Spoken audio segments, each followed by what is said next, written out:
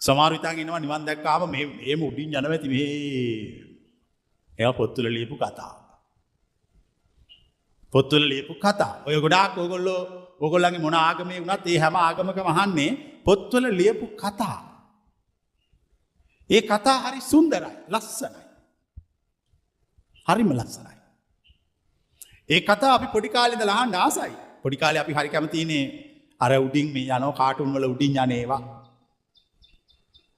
අසීමිත බලයක් තියෙන මිනිස්සු. මිනිස්සුන්ගේ දකින එක දුර්වලතාවයක්ද දක්ෂතාවයක්ද කියලා මට තේරෙන්නේ නැහැ. මිනිස්සු පුංචි කාලේ ඉඳලම ළමයි පුංචි කාලේ ඉඳලම ආසයි අසීමිත බලයක් තියෙන දේවල් හොයන්න. එතකොට මේ නිවන ගැන පොත් ලියපුවා මේක දන්නවා. ඒගොල්ලෝ මේක දන්නවා. ඒගොල්ලෝ කල්පනා කළා හරි මිනිස්සු ආසයි අසීමිත බලයක් තියෙන දේවල් අය ගැන හොයන්න ඒවා දකින්න. එහෙනම් අපි මේ නිබ්බාන කියන එක අපි ඒ අසීමිත බලයට සම්බන්ධ කරමු.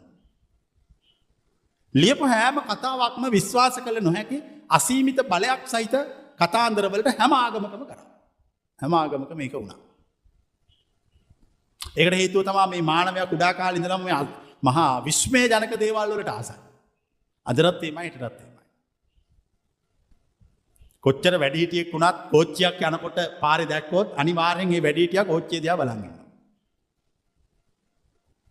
පාරේ අලියෙක් ගියොත් අනිවාර්යෙන් බලනවා. මේ මනුස්සයාගේ සිතේ පවතින මානව හැඟීම් මේ විශාල දේවල් දැක්කම ඒව දිහා බලන් ඉන්නවා. අදෘශ්‍යමාන විශ්වාස කළ නොහැකි දේවල් විශ්වාස කරනවා. මේ මානව හැඟීම් මේක ඇති වුණේ ඇයි කියන එක අපිට හිතා ගන්න බෑ. වුණාට ඒක ඇති වෙලා. අදෘශ්‍යමාන විශ්වාස කළ නොහැකි දේවල් විශ්වාස කරනවා. අර විශාල දේවල් දැක්කාම ඔක්කොම වැඩ නවත්තලා ඒව දිහා බලන් ඉන්නවා. නිවන ගැන පොත් ලියපු අය මේක දන්නවා. එතකොට ඒගොල්ලෝ කල්පනා කළා මේගොල්ලන්ට නිවන විග්‍රහ කරනවට වඩා ලේසි මේගොල්ලෝ බොරු කියලා රවට්ටන එක. ඇත්තටම ඇත්තනේ අදටත්. මේ රටේ වුණත් ඒක ඇත්ත නෙවෙයිද?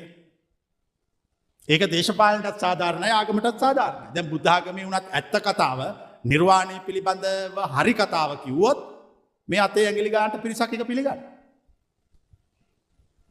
අනිත් හැම එකම කියනවා කතන්දර කියලා යනවා.